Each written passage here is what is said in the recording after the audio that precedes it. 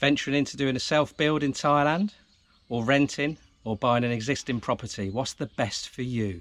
First off, let's kick into touch condominiums, guys, because you're not going to be doing a self-build condominium. Well, if you are, you're absolutely minted, and you'd probably be better off investing in another country. So for this particular video, we're going to purely focus on a house or a bungalow. But let's start off with renting a property, because that's the cheapest way to get into a property all over the world, I imagine. So if you're on a limited budget, certainly renting is the thing that is probably going to be more appealing to you.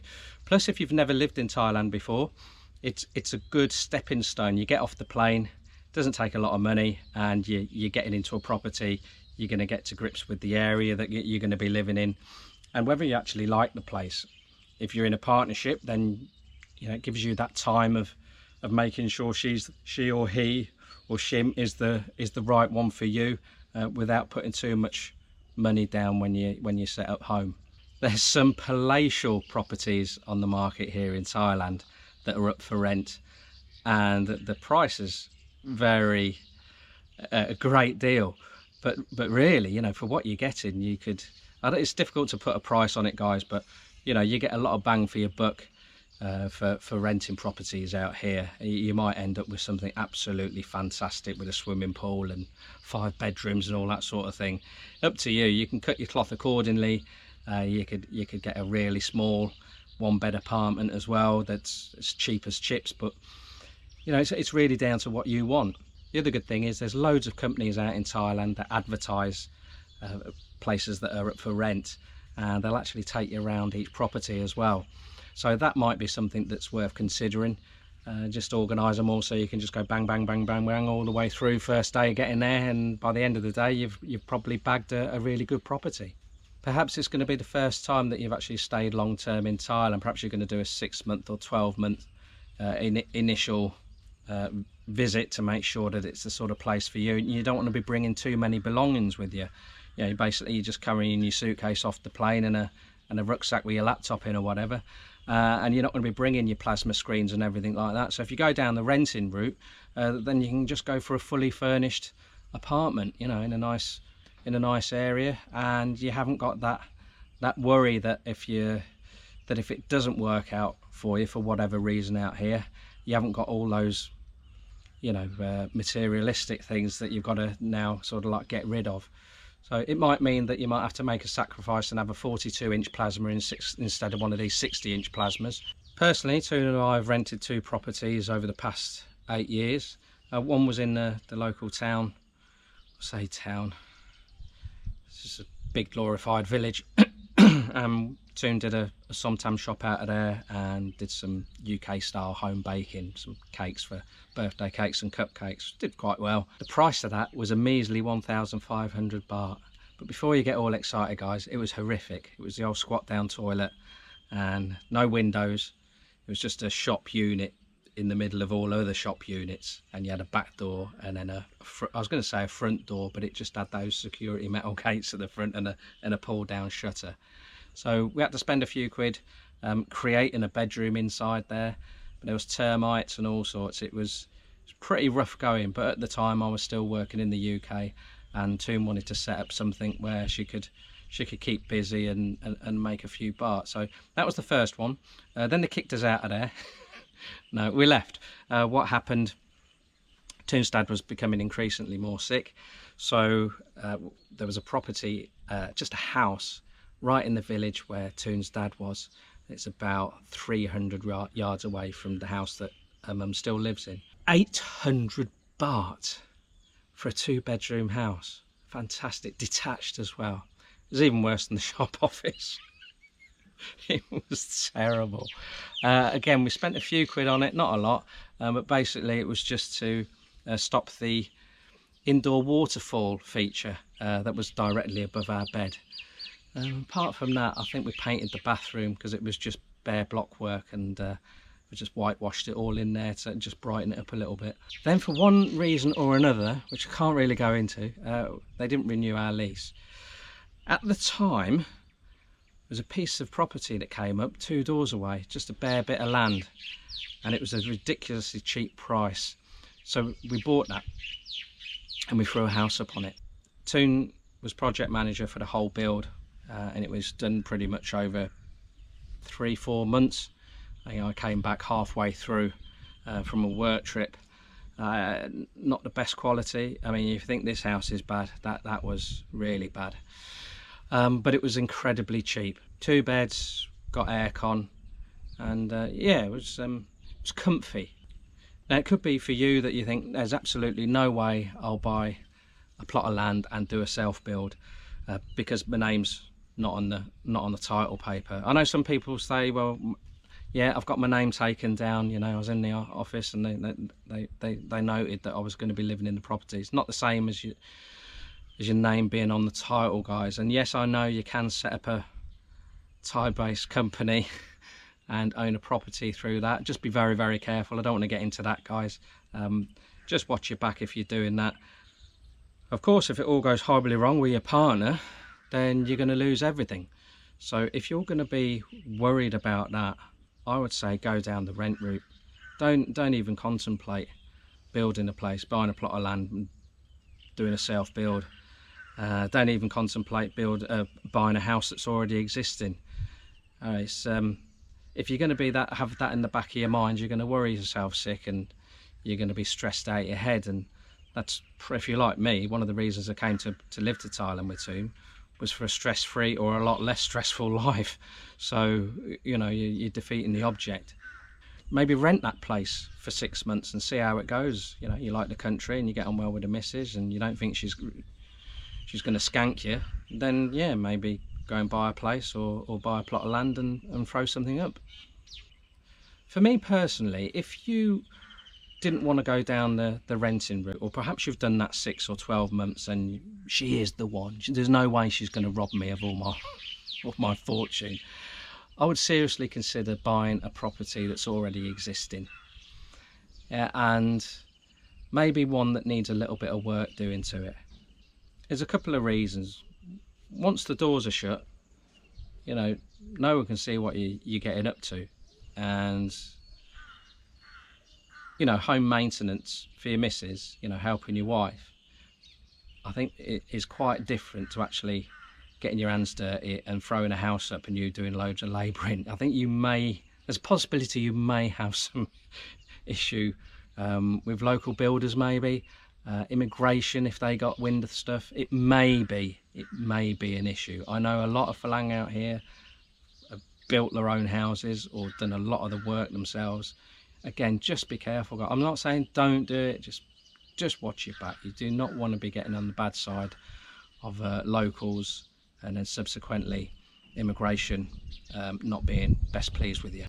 The other thing I'd go down the route of buying an existing property is it's going to be a lot less stressful for you. And yeah, you might have a fair bit of work to do inside, but let's say you went straight into doing a self-build. Now, I never did a self-build back in the UK, but I did watch Grand Designs, all the episodes from all the series. There was never ever a single episode that was aired where the people doing the self-build projects didn't find it stressful. Some of them were on the verge of having a flipping breakdown. So from that, I gather, and I know this might not be for everyone that's done a self-build, but I would say the vast majority, can we say that, find self-builds very, very stressful, and that's regardless of whether you're being project manager or not. So let's take this stressful self-build project and take it to the shores of a country that you've never lived in before. And you may well not understand the language and speak the language that well. Many of you know in Thailand they build quite a bit differently out here. Different techniques and different materials, different standards. Sometimes it's easier because there's no planning permission and building regulations. Well, certainly not around here. I know there would be in other areas maybe. You know, if you're going to throw up a bloody great hotel in the middle of Bangkok, yeah, I'm sure there's things that you need to have in place there. So it is easier, but with that comes potentially a lot of heartache. That could be that you're blessed with a better half that is brilliant at translating, but is she going to be okay translating technical stuff with your builder? Well, Leigh, we could have all the plans drawn up, couldn't we? Fantastic, no problem then. Has that builder ever seen plans before? Out here, people who do a project bit like a foreman, I've never seen them use plans. Back of a fag packet mainly. If that, it's normally a chit chat and a bit of scratching in the dirt, in the sand. Right, this is the design we want. It's probably why this has turned out like this. It's great that things get moving along very, very quickly, but some things do get misinterpreted. Now, I know a lot of you are out in the sticks the same as Toon and I, or you're contemplating, you know, you think it's your dream to come out and live in these locations. The trouble that you may well have is what we had, and is trying to source a builder. And when I say builder, I mean a proper builder. A proper builder out here, where we are, well, what's classed as a proper builder is a farmer that does building. That's not being disrespectful, that's just the way it is out here. So they'll be building your house after they've put the rice in or the cassava up. You know, that comes first. It's weird, isn't it? Because you know, they're going to make a lot more money building your house than getting the rice in or taking the cassava out, but that's something that they can bank on. So you've got your builder now.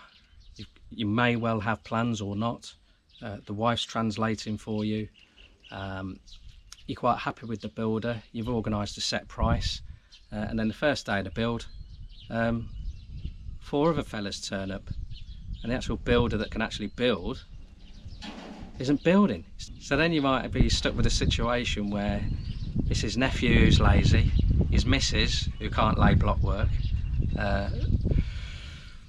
someone that hasn't got a lot of pride in the job, and then if you're lucky, you've got someone that's really good but it's got hangover every day. These are sort of things that are the commonplace out here. You might not turn up for 5 days. So although the idea is, oh, I want to build this little house on the prairie, you know, in the middle of some rural area, it's lovely, it really is, I get it, but the reality is there's potentially a lot of hurdles doing that out here.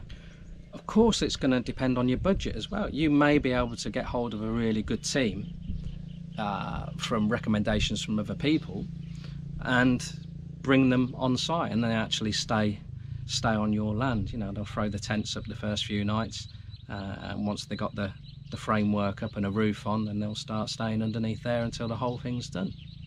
At the end of the day, it's just so many variables. But if you want to really, I don't know, we say lay down some roots, you want that a bit more, I wouldn't say security, but you want something a little bit more permanent than doing a 6 or a 12-month lease.